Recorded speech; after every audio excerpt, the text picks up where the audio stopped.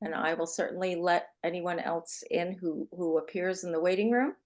But I want to welcome everyone who has joined us and thank you for being here tonight. I'm June Waters. I'm the Director of Exhibitions here at the Lake George Arts Project, and I am delighted that, and have been delighted to be working with Cadence Giersbach for the installation and for the duration, as it will be, of this exhibition through the Summer Garden through August 11th. So I will proceed with a little introduction. I understand some of you may be friends with Cadence, but for those who are new, I'll just say that she is a graduate of Vassar, followed by getting her MFA at the Rutgers School, Mason Gross School of the Arts at Rutgers University. Also has been a participant in the Skowhegan School of Painting and Sculpture in Maine, along with residencies currently with the PS 122 studio in New York, and is as we speak, featured, excuse me, in an exhibition there with many grants and collect pieces in various collections, such as the Albright Knox Museum in Buffalo, the Harvard Business School Museum, and RISD in Providence, Rhode Island. She's also a recipient of a Pollock Grasner Foundation Fellowship, New York Foundation for the Arts Fellowship in Painting, and many, many more things.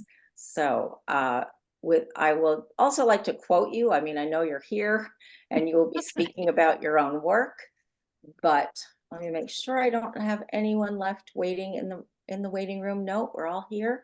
But I would like to quote what you say in your introduction to this show, and that is, with each piece, you strive to elicit visceral emotions that connect us to the earth and sky and inspire curiosity, empathy, and care. The garden is a metaphor for life's beauty, intensity, and fragility. And that is so well put and so well expressed in your work in this show. So thank you, Cadence, and please take it away. Okay, thanks, June. And I just want to say thank you so much. I mean, I had a great time getting to know you during the installation, and you were so helpful climbing up a million ladders with me and changing light bulbs and dealing with, my random fussiness. So I really, really appreciate everything that you've done. Well, So thank you. It's thank been a you. pleasure. And I think the gallery is really quite beautiful too. And it's nice to see Dan here because I wrote to him the other day and said, hey, the reason why I applied was because I saw your work on Instagram. And at that time, I was trying to figure out places where I could bring my work. And I thought, oh, well, here's someone who's interesting, who I respect. So he's showing here. Maybe that's a good place. So then when the application came through, I was like, oh, I'll apply for this. And now I think about a year and a half later, 2 years, I don't know how long it's been. I was Let's take thrilled a to have while. such a beautiful space to show the work. So thank you for inspiring this. Appreciate it. So I wanted to just show two older pieces to give a little context for like my more general career of what I've done. And I'm not going to inundate you with everything forever, but I did choose two pieces that I thought related to the work that I'm showing in the gallery now. And how do I move it? It's not moving. Okay. I don't know why oh, it is. Okay. So this is a piece that I did in 2002. So it's quite an old piece. And it was made at Wave Hill. And I was invited to do, it was a group show, but I had the whole room. And so what I decided to do was to look outside, and there was a large oak tree outside the room, outside the gallery. And I took the oak tree and I synthesized it through the computer. At the time, I was working a lot digitally. And then I worked with an assistant and we hand painted wallpaper that was then hung professionally by a wallpaper hanger. And on one side of the room is this bright fall color. And then on the other side, it goes to black and white. And the reason I did that was you can see it's outside, it's still green. But during the span of the exhibition, the landscape outside changed from being, you know, late summer to fall to then winter. And so that was important to me.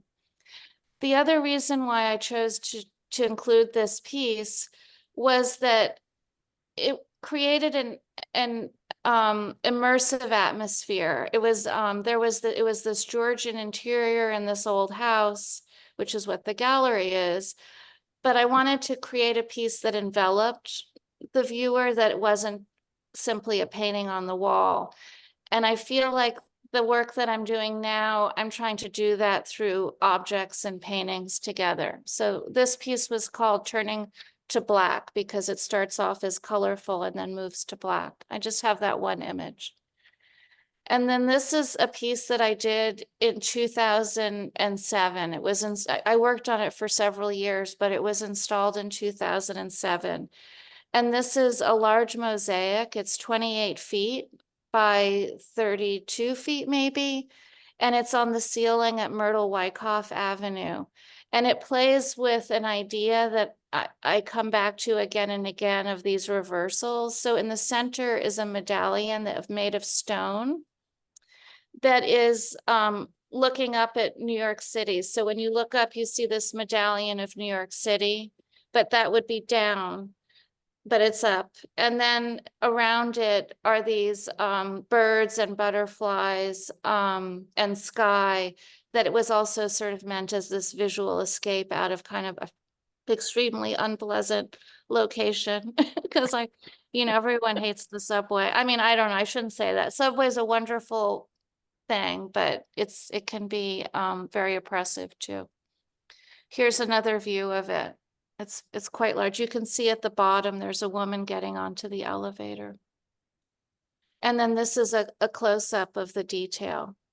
So I just wanted to show a few pieces to show you the span of how I've been working with these ideas of nature and beauty and kind of joy and positive feelings for a very long time. Not all of the work that I've done, but these two pieces I thought kind of capture that feeling.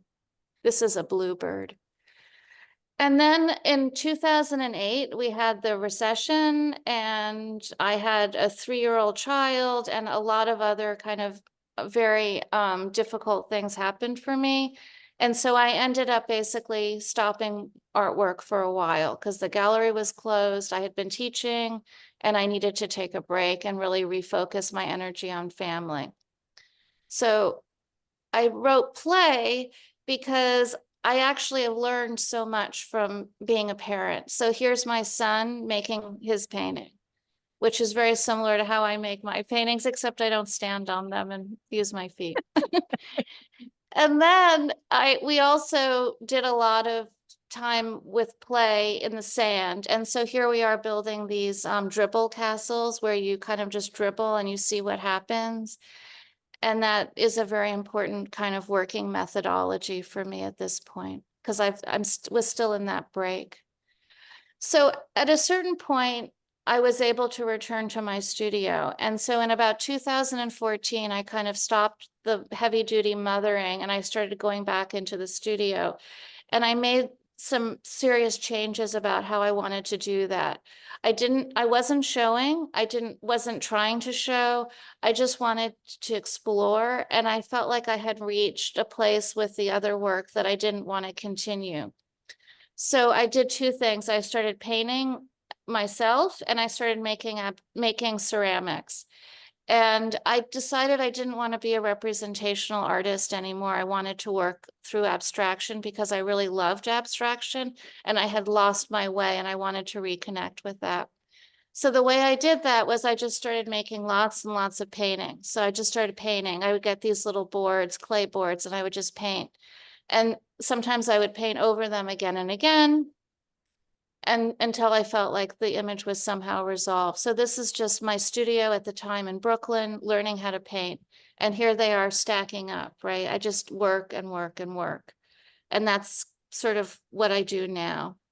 At the same time that I was making these paintings, I was in the ceramic studio. So these look like very professional shots, but they were just me mucking about playing. So this is a little vase called Signal Vase. This is a piece that's in the show called Wave Vase, which is, it's all hand built. I don't use the wheel. I just sit on my lap and I make pinch pots. This is in the show too. It's a what's it called? Constellation. So those are stars. That was my idea about stars. So I made two kind of forms, pinch pot forms stuck together, and then built this small vase. And here's one that's not in the show. This is called Little Chick. It has a little chicken's rooster's top on it and little funny feet, and I drew on it. So just to give you some idea of the ceramics. And then again, it's like this proliferation of object making. So you can see here now, this is a later photo, but it shows you the variety of forms that are happening all the time, where it's like, I work, I'm like, oh, maybe I could do this, maybe I could do that. And I just keep playing. And that's something I really learned, I think, from being a parent, was just like, you just get in it and you just see what happens. And it was extremely freeing for me to work this way.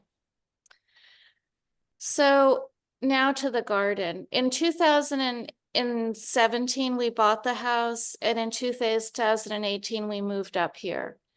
And I started gardening, which was the first time I had ever done that. And it was important to me because the earlier work, the two pieces that I showed you, were all about me looking at the landscape. And all of the work that I did up until recently was about looking at the landscape instead of being actually physically in it. And so I wrote a few things about that experience. As I dig the soil, lift stones, and plant seeds, I am a participant and an observer, keenly aware of a shifting ecology. I combine abstract, symbolic, and figurative references to living things and geological formations with ancient archetypes to create layers of association and explore our complex relationship with the natural world. I want to connect the viewer to earth and sky. You already said this, June, and inspire curiosity, empathy, and care. And the garden is a metaphor for life's beauty, intensity, and fragility. So it's kind of, my feeling about nature has really developed from actually being a garden. So I wanted to share with you some pictures of the garden. This is the autumn, okay? When we moved here, it was just weeds and it had not been taken care of at all. And I just absolutely fell in love with this landscape. It's constantly changing and evolving, and I try and plant it as well as I can, and the deer come and eat things, and I come back and replant it. Here it is in the winter. So again, the landscape shifts. And this is the summer garden. So you can see in the front, all the flowers. I have a small amount of flowers growing. This was probably taken, I don't know, 2 or 3 weeks ago. And that's that. And then I wanted to, Are yeah, those you the can, apple trees on the well, side? yes, I have a picture of that apple tree in the distance, and I will share with you that story, which Okay. we've talked about before. Okay. So I'm going to circle the show and tell you about some of the things, and it's not quite in chronological order, but you know, it's more of a visual order. I hope that it makes sense. So in the front, when you first walk in to the gallery, you see these 3 stones.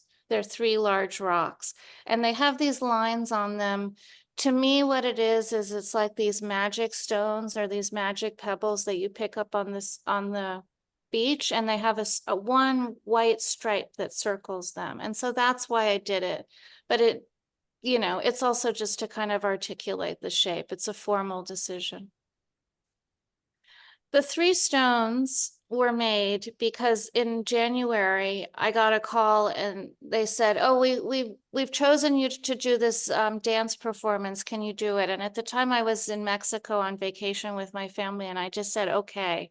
And so I had basically about 6 weeks to put together these work with a dancer. This is my studio at PS 122. So I worked with a choreographer and 2 dancers. And the idea was we were going to make these large stones and then the dancers would interact with them. So I just started building them, and I built all of them in about, I don't know, 6 or 8 weeks. And they had these kinds of symbols on them.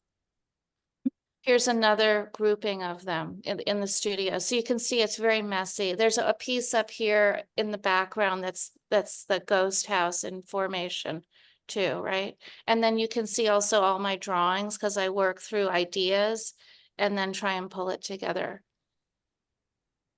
And this is a still. Was there a question I didn't hear? Yes, yes. Yeah. What are they made out of? So the material so the way I make them is that I use I just took a bunch of cardboard box. Every day I would go to Home Depot on my way to the studio. I buy more and more cardboard boxes and just try and like push them together with tape and cutting them and making the shapes different and stuff like that. And then after that, I covered them in bubble wrap and paper mache. And then the final coat, which gives them the look, is a material called Sculptamold, which is a mixture basically of plaster and paper pulp. Okay. Thank you. Sure. And I paint them. These actually, I found from ceramics, there's this little aerator cup. So a lot of times I blow the paint, which is probably kind of not very healthy, but I blow the paint on to the surface as well. I don't really use a paintbrush all the time. So sometimes I use this mop it on or blow it. And then these are the dancers in the performance. It was only a 10-minute piece. And, you know, I felt okay about the performance, but what happened is like you do these things in which you realize is, wow, I really liked how interactive it was. It was really exciting for me. Like that's something I would like to do again, is to work with performers and have things that move and have it the work be more experiential. So here's another still. So the light, you know, all of these things kind of come together to create this theatricality.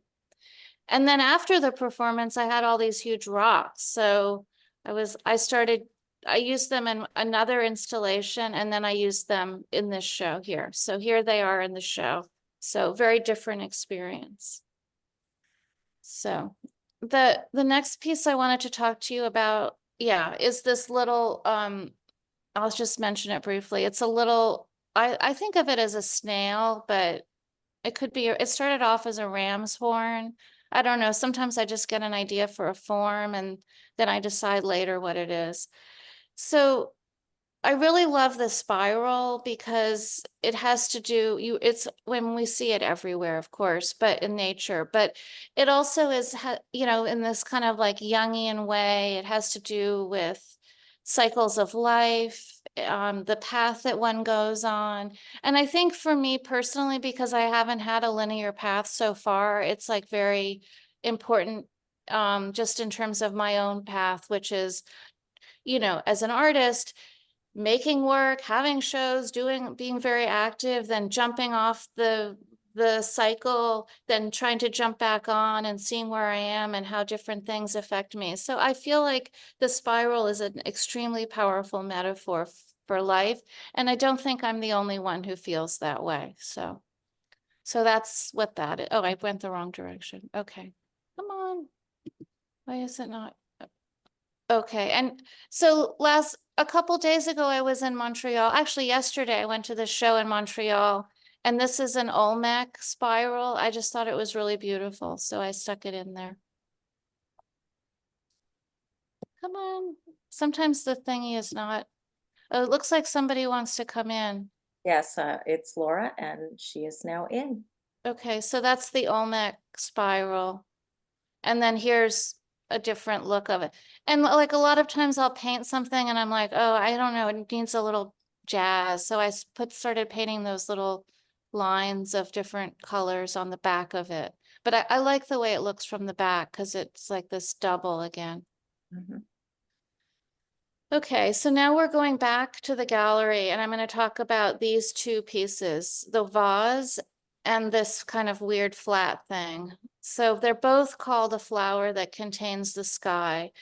And the idea, I mean, it's a very simple idea. Everything contains everything, right? All the molecules are all shifting around and becoming other things. So microcosm, macrocosm, there are the two versions of it. The first one I made was the vase in the distance. And here it is. So inside the top of the vase is the sky. It's the night sky. And then outside I just painted a bunch of images, things from the garden that I liked. You know, it's very decorative. I don't really have much to say about it. But I did like the idea that a container could, I made a bunch of ceramic bowls that have the same night sky inside of them. I just like the evocativeness of the image. So this piece here, there's the daytime. It's actually called a flower that contains the sky day and night. So it has the day side and the rainbow. It's just because it's sort of cheery and nice. And there's the night sky. So, and then I thought, well, I'll make these little doodaddy things that kind of swing around. Again, I'm just playing around. I don't know. I just make stuff up and I say, okay, I'll try that. Okay. So, this one I'm going to go into a little bit more depth with. This is the she-wolf, and I wanted to, I have a bunch of images of the she-wolf, and I'm going to talk about the inspiration and the execution. So last, August and September, I went to an artist residency in Virginia called Virginia Center for the Creative Arts. And you go there and it's just like, there's just this kudzu covering so many things. And I was just utterly fascinated by the kudzu. So I started thinking about it. I loved the way it made like these kind of like shapes, like you started like imagining like creatures in there or something. I don't know. I just thought it was really fascinating. At the same time, so I did a drawing. I called it kudzu dog. I just wanted to show you like how simple these ideas start off. I was like, oh, I'll make the top out of paper, then I'll put some sticks, and I don't know, just playing around with the idea of it. At the same time, I was thinking about this sculpture that I really love that I saw in Rome. I took this picture in Rome a long time ago, and this is the Capitoline she-wolf. And the things that I like about the she-wolf is like how the energy of the sculpture is underneath the wolf. So there's these two, there's a whole thing. I'm not going to go into all the details about how maybe they were added later and all this symbology of that. And they're the founders of Rome, Romulus and Remus, but she's just like stuck there. And there are these two crazy babies underneath her, between her legs, trying to suck on her breasts. So I like the image a lot. And I spent a lot of time in New York. So this is the huge, and when you enter the Greek section of the Metropolitan Museum, there's this huge column, but what they did was they cut the column in half and then they squish it down. So it's like this short column, which is very strange. And I just have always found it very captivating. And these columns also, there's the spiral again at the top of it. And they relate to, again, like nature influences and things of that. Like it's like a tree with like spirals on top. That's how I read it anyway. So I started drawing more. I thought the vine was this curving line. And this is just idea drawing. It's not trying to be like a real drawing. And then I started building it out. So this is how I build it. I just started making it in 2 parts and then start with the structure, building it up. So there it is in process, PS 122. And there's the finished sculpture. So this is my version of the she-wolf. It's a very funny sculpture, and the bottom is very light and the top is really heavy in the way that I interpreted that kudzu sitting on top of the sticks of the trees. So, I mean, I work very associatively, so I just like, I don't know, it's just, so that's how it came together. And those are the spirals of, the spirals of life too. And there it is in the room with the other pieces. Okay, so now this is the nonlinear part. So I have to back up to 2020 when the pandemic hit, and I was stuck up in the country with my wonderful garden, which I was like massively working on. But I had also been making, as I showed you in those earlier slides, all of those little paintings, but I was stuck up here. I didn't really have access to those kinds of materials. So I went to Walmart and I bought like a huge bolt of muslin. And I started painting, and like in my own kind of obsessive way, I just started painting like nature feelings. It's all feeling of nature. It's not what anything looks like. This one on the bottom is called morning.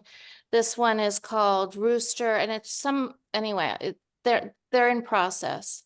This is the studio up. This is where I am right now in Coshocton near the Delaware River. And that's my studio up here. And so I just made all these paintings on these pieces of muslin. And then I was like, oh, they look real. I like some of the images, but they're very rough. So these are two of the finished ones. And what I did was I started sewing them. So I ended up finishing them by turning them into sewing projects. So I would make them more three-dimensional. This one is called The Snake in the Garden. So there's this long line, which is a snake. And for me, like the snake is a metaphor, but it's also like a line, and it creates like a diagonal through something. And that's interesting to me. But so it's something, it's abstract, but it's also something real. It's a path. And again, the life force of snakes, as they're very powerful symbols. The way it's made, this one anyway, was that I would fold the fabric. So it's a more sculptural way of painting than it is of like having a canvas and painting it, because you're like moving the cloth, and sewing is very sculptural as well. So, that's how that, what are you doing? Oh, my husband's walking through, sorry. Okay, and then this is another one that's in the show called Night Swim. And this one, the idea is of it's night and you're in the water, and there are all these kind of creepy, strange things that are underwater and you don't know what they are. I also wanted the waves on the side. Those are sewn fabric.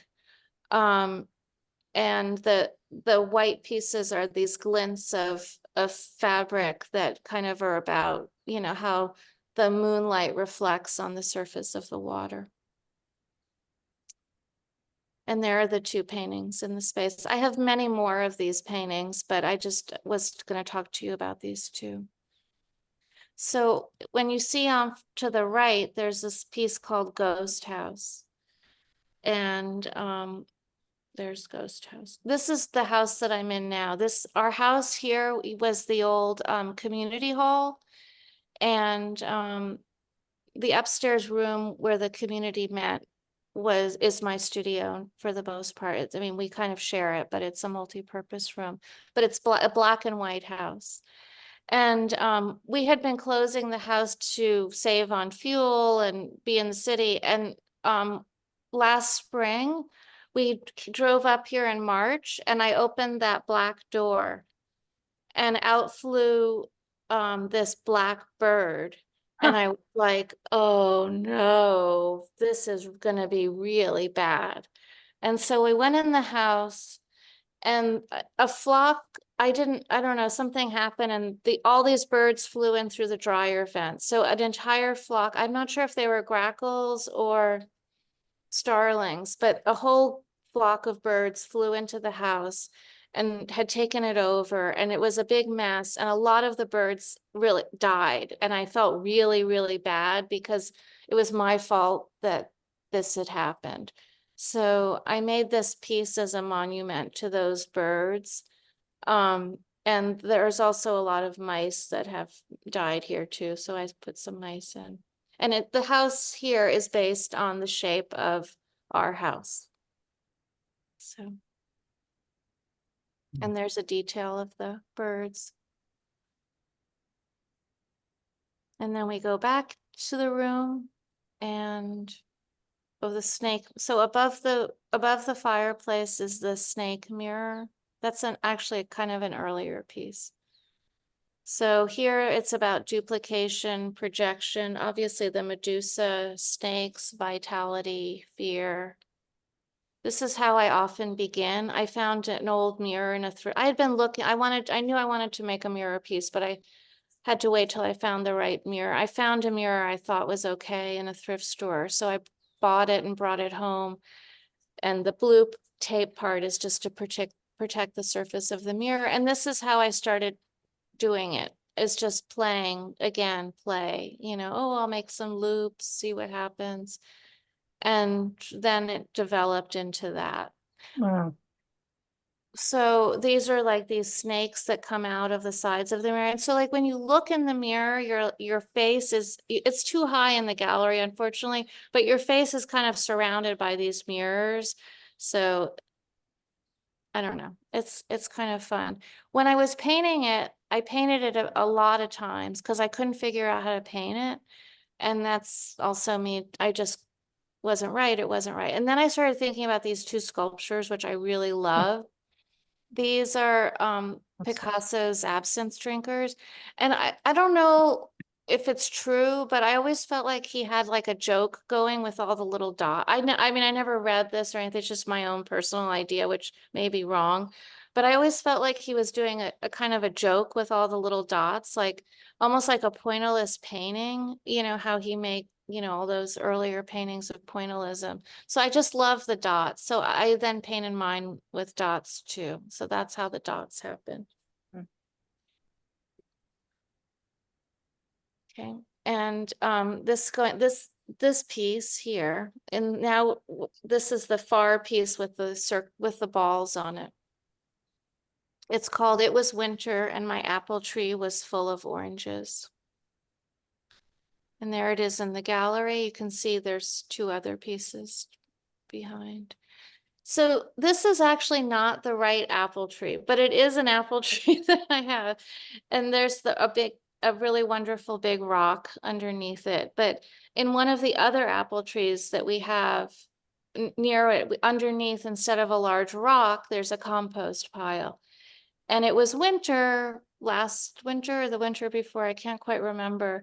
And I would go and I would take my little bag of oranges, here's the oranges, and I would deposit them in the compost under there. Nobody wanted to eat them. No one likes fruit in my family, even though I keep buying it.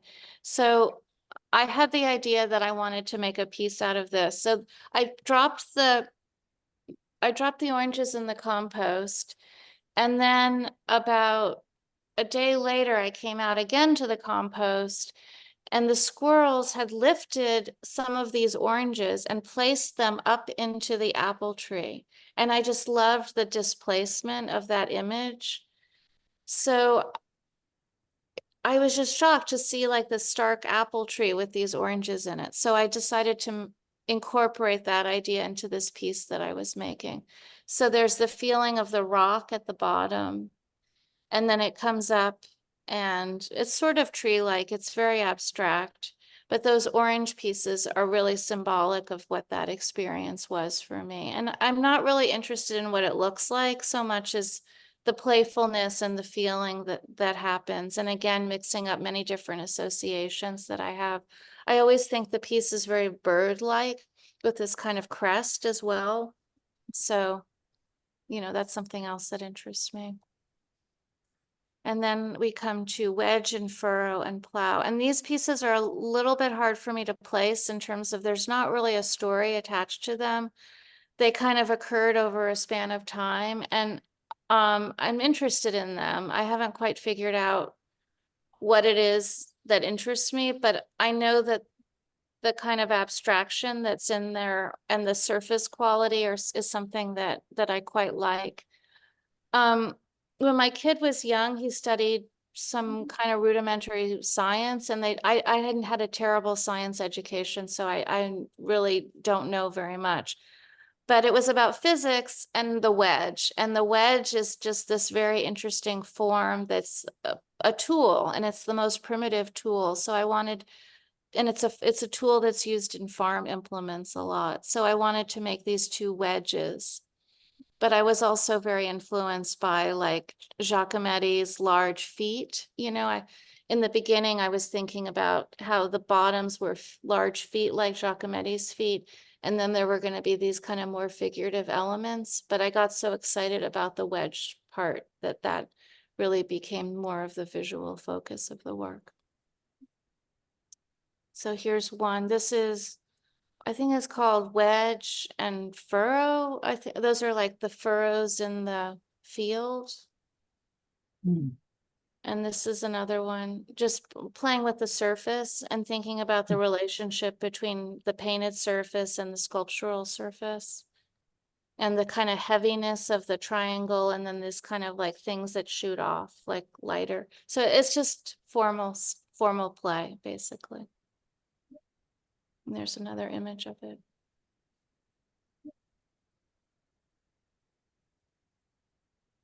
So I have like one last segment to talk about. Are there any questions about anything so far, or should I just go on and do the last piece? Go ahead. Okay. So in this show, there are 3 kites. So this is something I'm really quite focused on right now. So I wanted to just talk about those a little bit more. Here are the 3. I put myself in here to show you the scale if you haven't seen it, but they're all about 24 inches.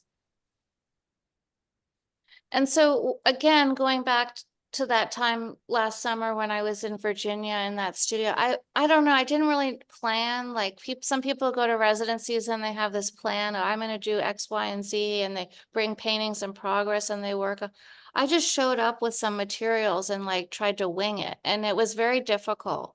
So in addition to doing a lot of drawings that turned into sculptures later on, I decided I started painting, and then I started sewing, but I didn't have my sewing machine with me, so I had to sew everything by hand, which was very laborious. But these were 2 pieces that I made there, and I don't know, I see them more as sketches. They're extremely messy and not well finished, but that was the genesis of the idea. It was kind of like a sun, and I liked that it looked like the sun with this long tail, or like a tongue coming out. So I got excited about it. Then I came back to New York and I had my sewing machine, so I made another version of it. This is a yellow one with a black tongue coming out. And I started thinking about how these forms were very similar to kite forms, and that was something that was engaging to me. So again, thinking associatively, here's a picture of my son in Nova Scotia flying a kite. And I loved the relationship, like his face and the face of almost anyone who's flying a kite, looking up at the sky and seeing this like form that's uplifting, and then your attachment through the string. There's just a lot of potency there that I felt like I wanted to mine a little bit. At the same time, I was going back to my father. My father was an artist as well. And this is a picture of him in graduate school, I think, in probably like 68, 69. And he made these large shaped paintings at that time. And so I started thinking about those very early paintings. He didn't continue on with this. This is not the work that he's known for, or not that he's that well known, but this is not the work that he's known for. But it was a painting that resonated with me in terms of the work that I was making. I liked the fact that it was painting and sculpture together, and that is something that's really important to me in all the work that I do, is that it's not really just a painting, and it's not really a sculpture, and it's not really a location. It's kind of mixing many different things together. So my dad taught at Williams when I was young, and this is a picture of me flying a kite. And every spring, he would lead these kids at Williams in making these kites. And one year we made this very large black kite. It was an amazing kite. It had like maybe like 6 points, red streamers, black kite, very dramatic, beautiful, beautiful piece. It never flew. We could get it off the ground slightly and it would come crashing down. It was a kite that was very beautiful, but was also imbued with the sense of failure. And that also was an idea that I thought was really intriguing. At the same time, I was thinking about, well, I'm going to make a kite, but I'm going to make a kite that looks like something that looks like a kite, but it's not really a kite because I don't want it to fly. I want it to think about flying. So I really love quilt making. I don't make quilts, but I love how they're made and how they're constructed. So I started doing some research. That's just a photograph I took like at a yard, I don't know, like a yard sale or something. And then looking on the internet to figure out how to make kites. So this is my first, it's like a miniature kite. It's small, but trying to figure out how to make it. And I think I have some kind of like learning disability where like I start making the kite and I try and make it symmetrical and because when you're sewing, everything's reversals back and forth. So it's very confusing to me. So they never come out straight basically. So I tried to make it right and I sewed it wrong, but it's good. That's just the way it goes. Okay, and this is another version of it, trying to like make it a little bit tighter looking. This is again another study for the black kite, but I'll go back to it, but I only have 2 so far. And then I started making more. So this is my studio again at PS 122. Some of the kites I've shown you, some you've seen in the show. Here's the 3 that are in the show. The one is a cardinal kite. The middle one I called circle kite, but could be flower, I don't know. And then the other one is based on a box kite with these, and also a lot of women's quilt making patterning. So here's the 1, 2, and 3. And I think that's this is my little goodbye to you. Okay, so everything I've shown you has to do with the ideas of joy, wonder, feelings of pleasure, curiosity, and how those things entwine. I know there's a lot of difficult things in the world, but I also think that through reaching into these kind of positive things that maybe, there's a way forward to encouraging people, I don't know, hopefully to pay more attention to the world that they live in. So that's it. Anyway, finito.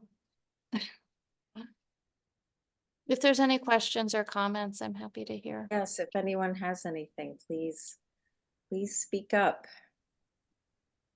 I have a question, Cadence. I noticed that your work is excuse me, that it's sort of in this middle place between being kind of almost temporary, like kind of fragile so that it could, I don't know, conceivably blow away, but then also being permanent, where it's actually quite stable and it's not going anywhere. And I'm wondering if you've ever explored trying to push your work in either one of those directions, either making something that's intentionally short-lived so that it disappears, because I feel like that's almost a thread that's running through the work, the having to do with the materials you use, or at the other extreme, something that could last a really, really long time. No, I think that's an interesting observation. So when I first started showing in New York a long time ago, what I would do is I would do these wall paintings and I would paint for like, 3 or 4 days, sometimes with help. And I would paint the gallery. I would paint the whole room. And then at the end of the show, it was all painted over. It never existed. It's totally temporary.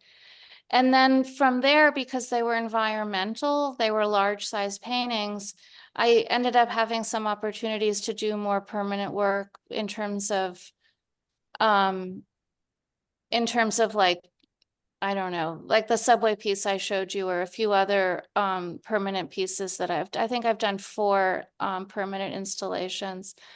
And I have to say that philosophically, I'm not really interested in the permanence of it. Like I don't feel like I want to have a monument to myself. I don't have a very large ego about any of that stuff.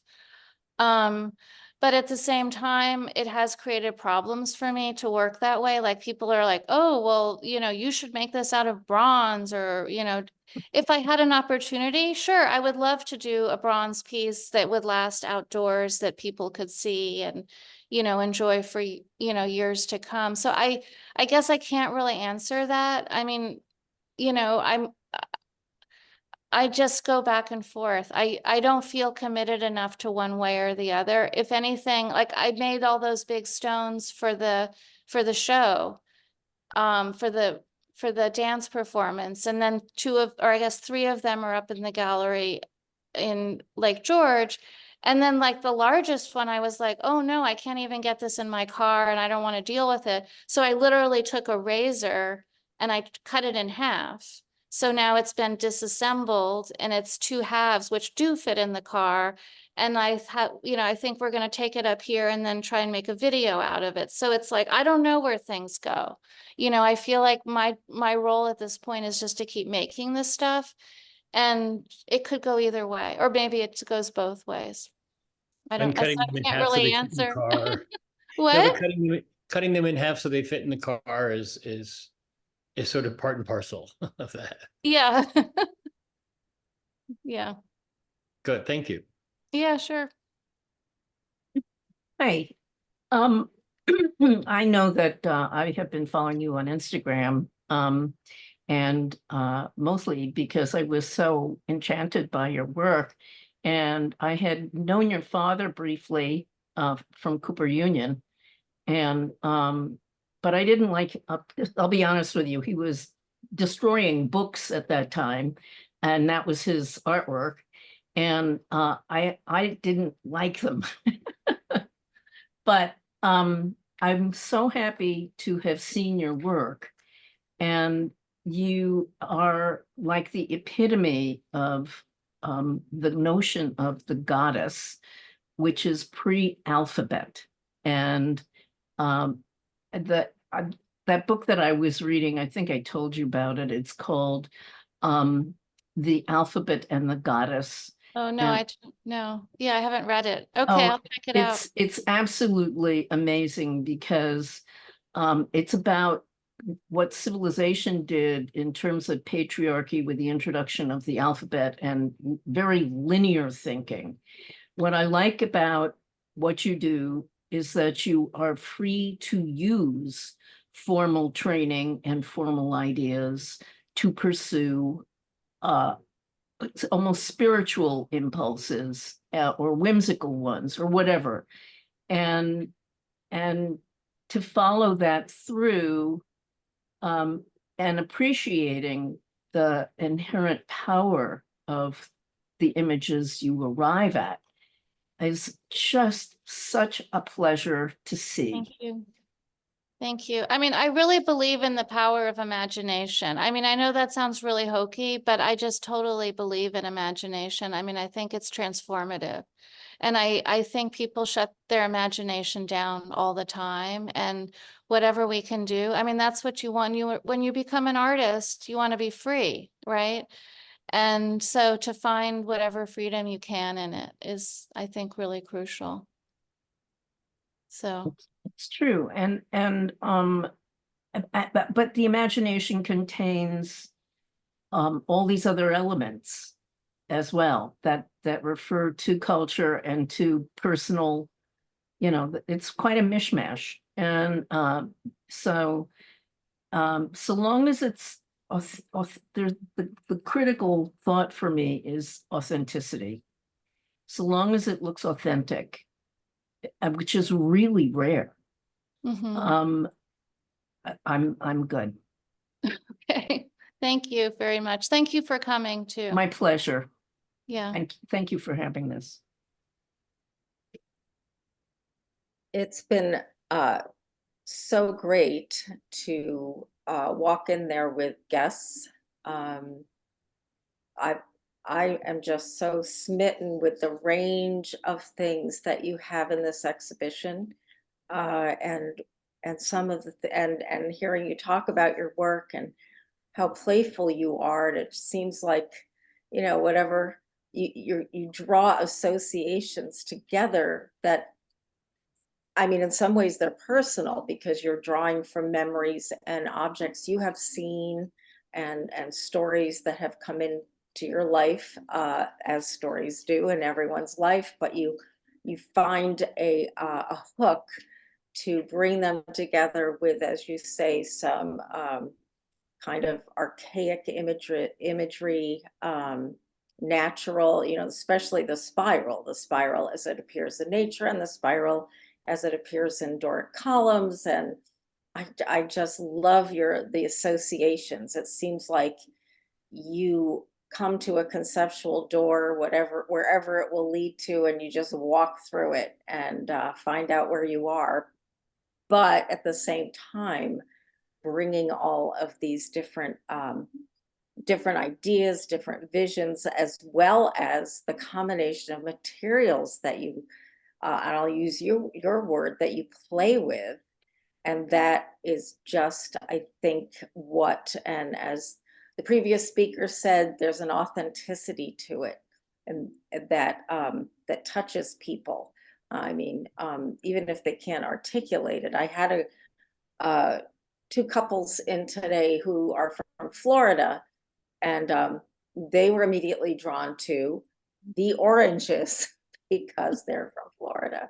Of course, I did share the story with them, and they found that delightful. And as as you described the piece in the back, as being somewhat limb-like with the trees. One of the gentlemen saw that almost furniture-like, which of course would also be probably wood. So he was making associations, and they thoroughly enjoyed the stories that I'm able to share through your storytelling. Um, and I hadn't really been working with the plow and the wedge that much. Um, and one of the gentlemen said, well, I guess work like this is just intended to be a challenge. And just building off something you just said, I said, well, or you could see it as something that sparks your imagination. So I'm channeling your thoughts when speaking with people. And he had to think about that for a minute. He obviously, I mean, he was very, gracious. He wasn't at all, challenging me or you as to why you would make such an object, but he was assuming it was intended to challenge him. And instead, had to think about the fact that maybe it was inviting him to use his imagination, make his own associations. So that this work is very fun to work with because of, even the ones that perhaps you haven't shared. Well, you have shared a lot about each one, which is great. But then the people who haven't heard your uh, descriptions, and even your descriptions of your process and all of that, they do come in and start to make their own associations. It was so great to see your house and your property. It's a compelling landscape. I'm not quite sure what to call it. It's just so engaging. Just as you say, the rocks and the trees and the gardens and the view in the distance. And when you said that ghost house was made to be reminiscent of the house you live in, I thought, huh, well, how could that be? But now that you've explained the structure, I Yeah, totally get you can it. see So, it a little bit. I'm sorry. You can see it a little bit, I Oh, hope. very much so. Okay. And but I loved that structure before I saw the house that you live in. So if anyone has any other question or comment, we have a couple of minutes, so please speak up.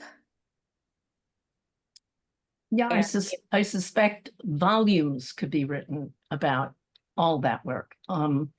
It just because it does provoke associations and references very easily. And you can relate to it even if you don't know the stories. I mean, that was my experience in discovering your work on Instagram. So it really, it's really terrific. I just really love the work. Thank you. yes, so for those of you who live close enough, and we're here. Wish I did. Well, I'm down in the city. oh, well, people come up all the time. Yeah, well, I don't have a car. There's a lot of art to be seen up that Amtrak trail, and a little farther north. But anyway, thank you to everyone who did come tonight to hear Cadence speak. And I do hope that you'll get a chance to see her work. It's in a lot of places, lots of shows in 2024. And I will pass along any future shows that you find yourself in, so that people around the state, wherever they are, can go see them. So again, thank you. Thank you. And Thank- stay tuned. Stay tuned to the Lake George Arts Project and our current show. And our next show is a show that goes along with our jazz festival, which is in September 13th, 14th, and 15th. A jury show of paintings and a few other things. A few other media will be represented, and that show will open up here in the gallery on August 28th. So stay tuned. Thank you again. Yeah, And thank you, everybody, for coming. Thanks. Really, really appreciate it. And thank you so much, June, for doing this. I really it's been a appreciate it. pleasure. Thank you. And Great show. right, everyone Great show. have a good evening. You Okay, too. Laura Thank is you. clapping. Bye-bye. Good night. So Bye-bye. thank you for coming, everyone. Good You night. too. Good night.